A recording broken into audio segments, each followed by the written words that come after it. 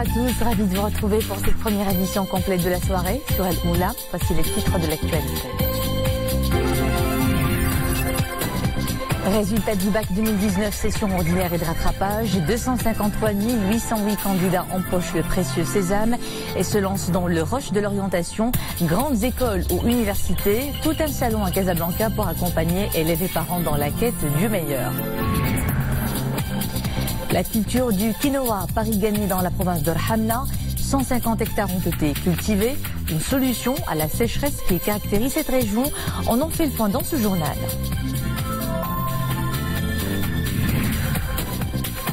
Diamond League, meeting de Monaco, l'athlète Soufiane Brali fait hisser le drapeau national. Il termine en tête de classement après avoir remporté hier l'épreuve du 3000 mètres steeple. Mais avant tout cela, l'opération de rapatriement des Marocains tués la semaine dernière dans un raid aérien contre un centre de migrants à Tajoura en Libye se poursuit. Depuis hier, dans un communiqué, le consulat général du Maroc à Tunis annonce avoir engagé en coordination avec le ministère des Affaires étrangères et de la coopération internationale, mais aussi avec le ministère chargé des Marocains résidant à l'étranger et des affaires de la migration, et les procédures de rapatriement des corps qui s'étalera sur 3 étapes. De son côté, le ministère des Affaires étrangères et de la coopération internationale a informé les familles des victimes de la date de décès de leur fils et de l'arrivée des dépouilles à l'aéroport international Mohamed V de Casablanca. Le consulat général du Royaume à Tunis poursuit ses contacts avec les autorités marocaines et libyennes pour parachever les procédures de détermination de l'identité des victimes et de leur rapatriement. Le consulat qui poursuit également sa coordination avec le Croissant Rouge libyen a entrepris des contacts avec les Marocains blessés pour s'assurer de leur état de santé dans l'attente du parachèvement des procédures de leur évacuation vers le Maroc. Retenez ce chiffre, 253 808, c'est le nombre des candidats de l'enseignement public et privé admis aux sessions ordinaires et de rattrapage de l'examen national du bac. Selon le ministère de tutelle, le taux global de réussite est de 77,96%, une hausse de 6 points par rapport à l'année dernière. Parmi les candidats qui ont empoché le précieux sésame, plus de 162 000 relèvent du pôle des sections scientifiques, mathématiques et techniques et 86 780 du pôle des sections littéraires et originelles. Chez les candidats aux besoins spécifiques, le taux de réussite a atteint 90,23%. Maintenant que le bac est dans la poche, c'est le rush aux inscriptions. Universités ou grandes écoles, les choix sont multiples, mais dur de cocher la bonne case. Pour accompagner les bacheliers dans cette quête du meilleur, le salon des inscriptions aux grandes écoles et universités se tient à Casablanca, un moment précieux d'échange sur le chemin de l'orientation. Salah Katir. La 3e édition du Salon des inscriptions aux grandes écoles et universités est dédiée aux rencontres entre les bacheliers, étudiants et parents qui sont tous là dans le but d'opérer un choix et une orientation pour leur cursus universitaire. La rencontre réunit universités et grandes écoles dans une même enceinte, ce qui facilite aux étudiants l'accès à l'information. Ce salon qui s'étend sur 2 jours à Casablanca, c'est une occasion unique pour les jeunes qui sont actuellement à la recherche de leur prochain établissement pour l'année prochaine. Donc on regroupe plusieurs établissements marocains et internationaux. Donc il y a la France, l'Espagne, la Russie, la Chine, l'Angleterre. Plusieurs pays sont représentés. Plusieurs formations également sont représentées. Leur baccalauréat en poche, ces étudiants défilent entre les stands des différents organismes d'enseignement supérieur à la recherche d'informations concernant les procédures d'accès et les concours. Le salon est super bien organisé, étant donné qu'on n'est pas aussi habitué à des salons qui sont bien organisés. On a un plan, on arrive à se retrouver, et aussi un personnel qui est très avenant, très accueillant et qui nous accorde le temps idéal pour pouvoir répondre à nos questions. Je suis venue de Guelmim pour avoir des détails sur les issues d'après le bac, université au Maroc et à l'étranger, mais aussi grandes écoles. Les informations et les conseils reçus lors de telles rencontres permettront aux étudiants d'optimiser leur prise de décision en matière de choix d'études. Le Maroc devient producteur de quinoa, cette graine qui pousse dans les sols secs et nécessite peu d'eau. Une expérience réussie à Hamna sur une superficie de 150 hectares.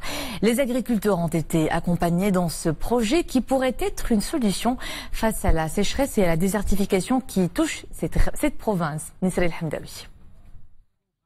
Cela fait 11 ans que le quinoa est cultivé dans la province de Rhamna. Le climat semi-aride et la nature du sol ont favorisé le développement de cette plante exogène qui nous vient tout droit d'Amérique latine.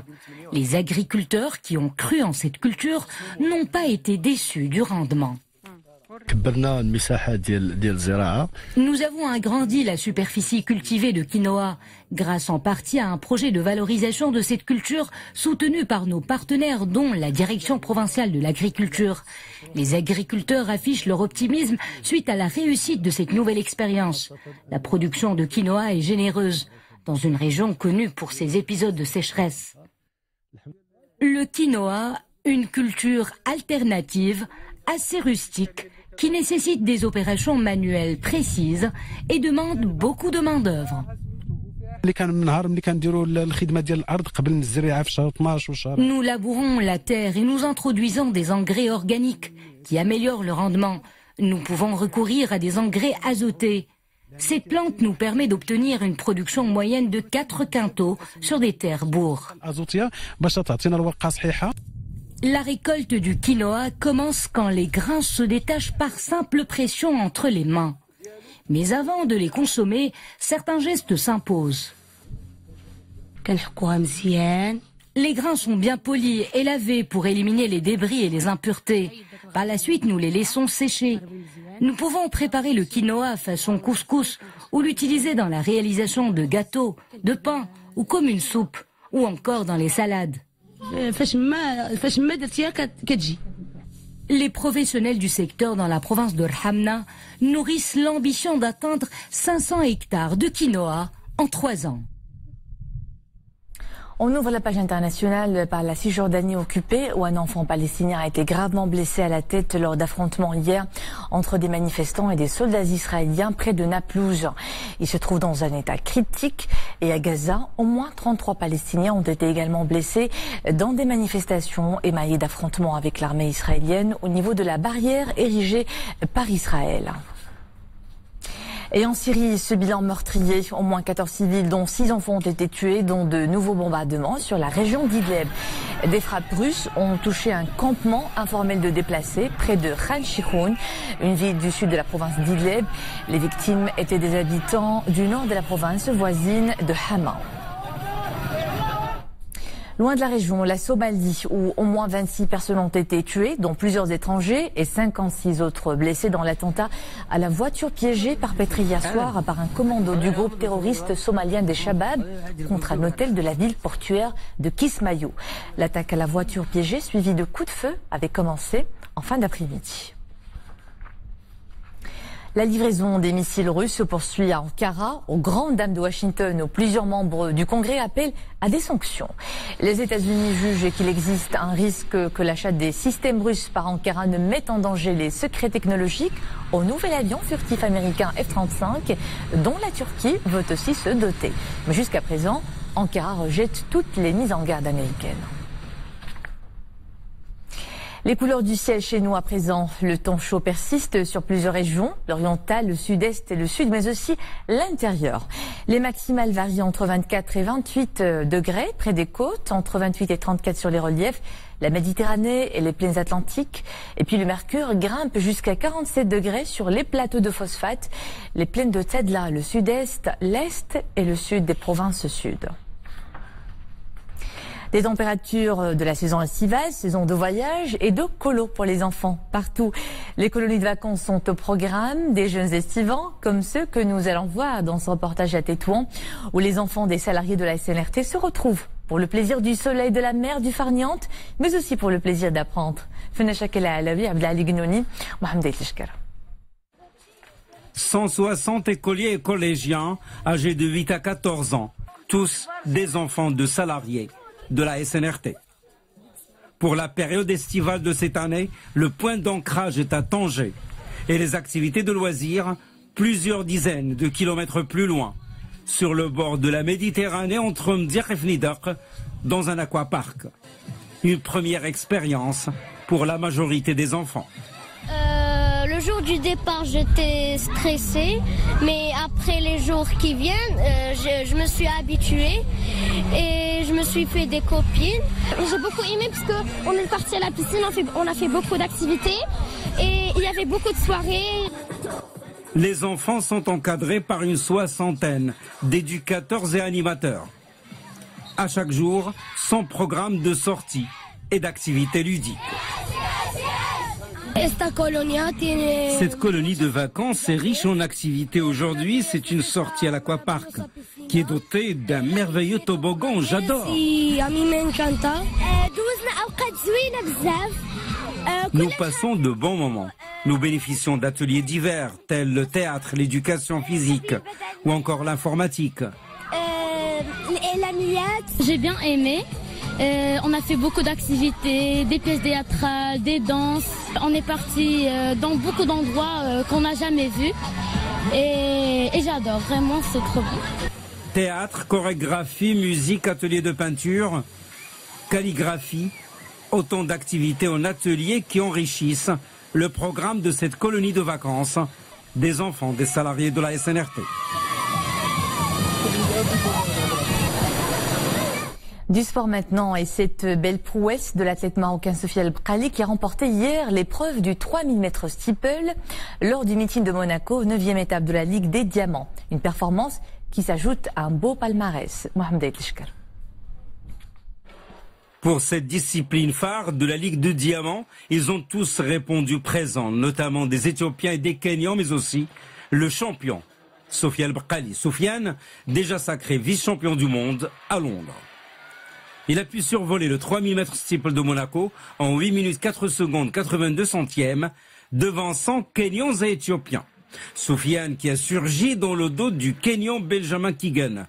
Kigen avait pourtant pris la tête du peloton sur plus de 2000 mètres. Quant à Sophia El Bqali, il se contentait de la 5e position, observant la course jusqu'au dernier 400 mètres.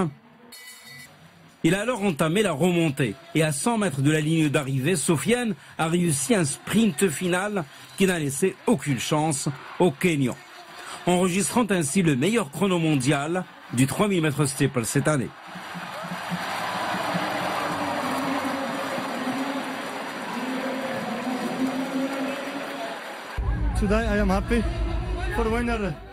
Je suis très heureux, très satisfait.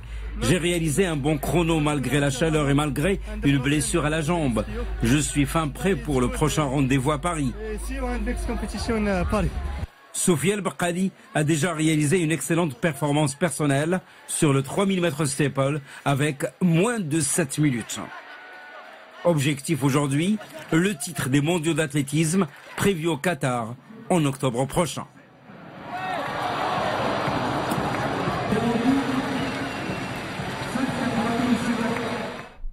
Du sport toujours au menu de cette édition, avec cette fois-ci le journal de la CAN, et c'est avec Boukr Benrabrit. Boukr, bonsoir. Bonsoir Imen. C'est lors des entraînements pour les sélections qualifiées aux demi-finales. Demain, c'est la Tunisie qui affronte le Sénégal. Après un premier tour un peu poussif, le sélectionneur des Aigles de Carthage a du pain sur la planche. Il retrouve le Sénégal demain, une équipe qu'il connaît bien pour l'avoir dirigée pendant 2 ans. Effectivement, la confrontation Tunisie-Sénégal va ouvrir le bal de ces demi-finales de la Coupe d'Afrique. Après un premier tour un peu poussif, la Tunisie est parvenue, il faut le dire, progressivement à se hisser au stade des demi-finales. Alain Giresse, entraîneur tunisien, se dit d'ailleurs très heureux d'affronter les Lions de la Teranga. C'est un des grands favoris au titre, a-t-il déclaré à la presse.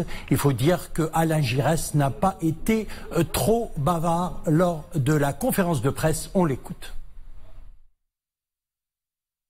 Effectivement, je connais la plupart des joueurs de cette équipe du Sénégal, bien sûr. Si le match se résumait à la connaissance que j'ai des joueurs, ça serait une bonne chose. Je crois que la réalité est tout autre. La connaissance est une chose, les relations sont une chose également. C'est le terrain avec les forces en présence des deux équipes et qui sera le plus important et qui permettra à l'une ou l'autre équipe de remporter cette victoire. Donc le Sénégal se prépare également à ces demi-finales avec des absences dans les séances d'entraînement pour blessures. Effectivement, il y a eu quelques blessures du côté sénégalais, mais il faut dire que le Sénégal est décidé à faire la différence face à la Tunisie.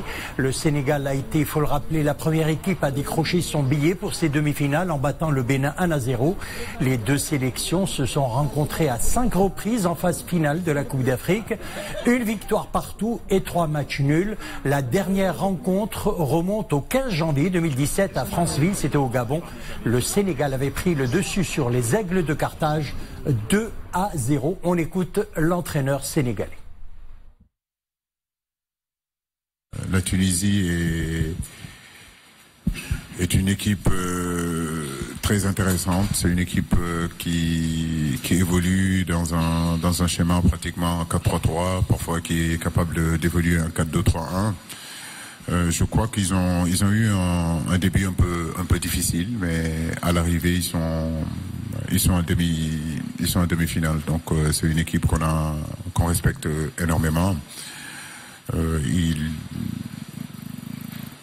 maîtrisent les circuits, les sorties de ballon, et puis ils ont des garçons comme Kazri, des garçons comme Msaki, Kesni et surtout Sassi dans le milieu, capable aussi d'avoir beaucoup de créativité. Les Lions de la Teranga Imen seront menés par leur international vedette de Liverpool, Sadio Mané. Il y aura également Idrissa Gana, Gueye et Moussa Ouag. On écoute les deux joueurs sénégalais nous parler un petit peu de cette confrontation face à la Tunisie. On va très bien le préparer. Contre la Tunisie, on s'attend à un très gros match. Et voilà, on sait que ça va jouer à des détails. Maintenant, on sait que voilà, les équipes sont engagées. Maintenant, pour nous, c'est d'aller le plus loin possible. Mais après, on s'attend à un match difficile. Voilà, faut bien travailler. Il faut être performant le jour J. On a des grands joueurs, on est 23. Les 23 joueurs peuvent jouer. Et voilà, le coach a confiance à ces 23 joueurs. Après, voilà, le Sénégal a un mental. On l'a prouvé lors des matchs à éliminatoire directement. On a un très grand mental, on lâchera pas. Maintenant, on est tous mobilisés et très concentrés pour faire ce match. On sait qu'il y a beaucoup d'attentes au Sénégal. Et nous aussi, on a envie de marquer l'histoire du football sénégalais. Donc, dans notre tête, il n'y a pas de calcul. On va donner le meilleur de nous-mêmes, comme on l'a fait durant cette compétition. Et je pense que tous ensemble, on peut y arriver. Et je pense qu'il va falloir aussi l'aide des 16 millions des Sénégalais qui sont derrière nous. Et je pense que tous unis et tous ensemble, nous pouvons le faire. Voilà donc Tunisie-Sénégal, c'est demain à 17h au stade du 30 juin au Caire. Autre grande affiche, Boubka, l'Algérie et le Nigeria qui sont également à la recherche de la victoire clé, surtout du côté algérien, puisque les Verts attendent depuis 29 ans de battre les Super Eagles sur le terrain. Effectivement, l'autre grande affiche demain soir, Algérie-Nigeria, les deux équipes se sont affrontées 19 fois Imen, un bilan légèrement favorable aux Super Eagles. La dernière confrontation a eu lieu à Constantine. Les deux formations s'étaient quittées sur le score de 1 but partout en qualification de la Coupe du Monde 2018. Un résultat d'ailleurs annulé par la FIFA qui donnera quelques jours plus tard la victoire aux Algériens sur tapis vert 3-0. Le Nigérian Abdul Ali ayant joué alors qu'il était suspendu. Victoire qui ne servit d'ailleurs à rien. L'Algérie fut éliminée après un match perdu contre la Zambie. Au total, eh bien, le Nigeria l'a emporté 9 fois et l'Algérie 7 fois. Pour 3 matchs nuls, les Fennecs n'ont pas gagné. Les Super Eagles, comme tu le disais, ils mènent depuis plus de 29 ans. Parviendront-ils à inverser la tendance demain soir? Suspense. On le saura donc demain. Mais on écoute l'entraîneur algérien Djamel Belmadi. La préparation, elle a été surtout basée sur l'aspect de la récupération, puisqu'on a joué il y a 2 jours à peine. Donc l'essentiel de notre préparation est tourné vers ça. Et puis l'entraîneur du Nigeria, Gano, reste très prudent dans ses déclarations, sachant que l'Algérie a montré un tout autre visage lors de cette CAN. On l'écoute. On connaît la qualité de l'adversaire, mais on sait aussi qu'on a une bonne équipe nous-mêmes. Si on arrive à jouer comme on a fait dans les 2 derniers matchs, que ce soit le match du Cameroun ou le match de l'Afrique du Sud, on peut raisonnablement espérer d'être vainqueur. Mais nous sommes méfiants parce que la qualité de l'adversaire est telle que on doit être prudent, on doit bien se préparer, on doit encore améliorer certaines choses dans notre équipe. Par exemple, si on a des occasions pour marquer un deuxième but, il faut essayer d'être plus réaliste. Et pour parler du foot, Bouker, tout un jargon familier, connu ou méconnu. En tout cas, on en apprend chaque jour avec vous. Voilà, on passe à notre page donc jargon. Catenaccio, c'est le premier mot.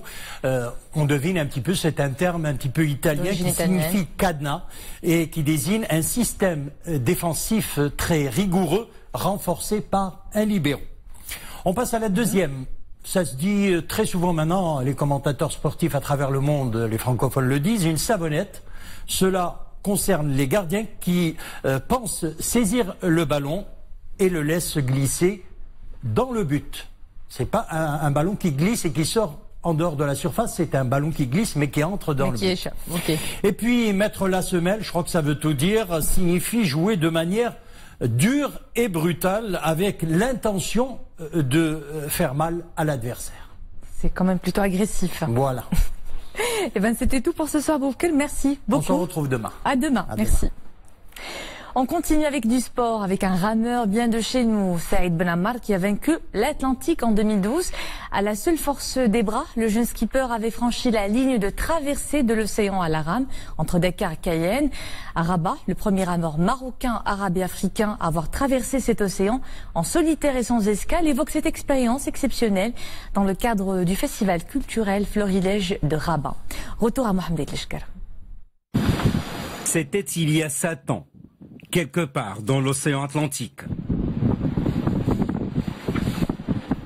Cette embarcation n'est pas à la dérive. 2 rames et 2 bras la poussent vers l'autre rive, à 4700 km de Dakar, son point de départ.